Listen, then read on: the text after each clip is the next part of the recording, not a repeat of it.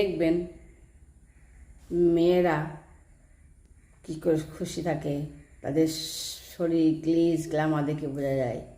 হ্যাঁ, যার স্বামী ভালো হয় না, বিয়ে হওয়ার পরে বলছি, বিয়ে হওয়ার পরে কথা বলছি, যার স্বামী ভালো হয় না, পৃথিবীতে তার কোনো বন্ধুর প্রয়োজন হয় না।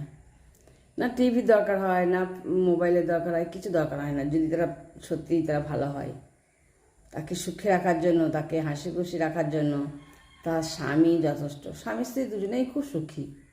এরকম হলে দেখবেন দুনিয়াতে এরকম খুব কম পাওয়া যায়।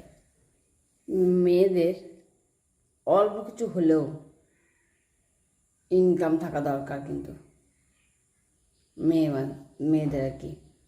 কেননা বিয়ের পরে বাবার টাকার প্রতি মেয়েদের তেমন হক থাকে না। আর স্বামী টাকায় বিলাসটা করা, সেটা তো সবসময় মেয়েদের ভাগ্যে থাকে না। থাকে, সব মেয়ে তো স্বামী তো সমান হয় না।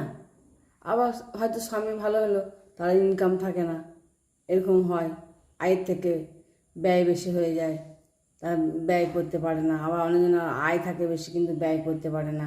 আর যার আয় কম সে হয়তো ব্যয় করতে পারে। সবাই তো সব সমান হয় না, সেটা মেয়েদের ভাগ্যে থাকে না বিলাসিতা করাটা।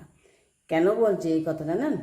স্বামীর সাথে কথার একটু গরমিল হলেই দেখবেন, এদিক থেকে ওদিক হলেই সে বুঝিয়ে দেয় আপনি তারটা খেয়েই বেঁচে আছেন।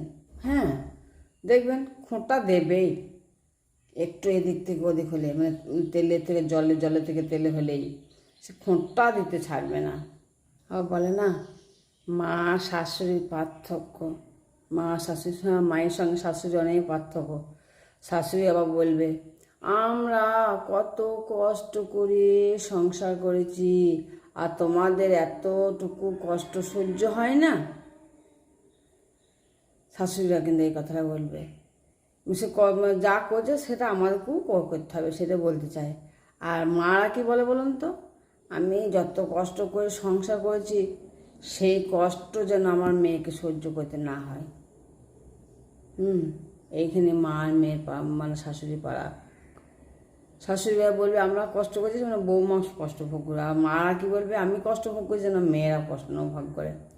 সত্যি কথা বলতে কি জানেন তো, মা শাশুড়ির মধ্যে ফারাক হয়।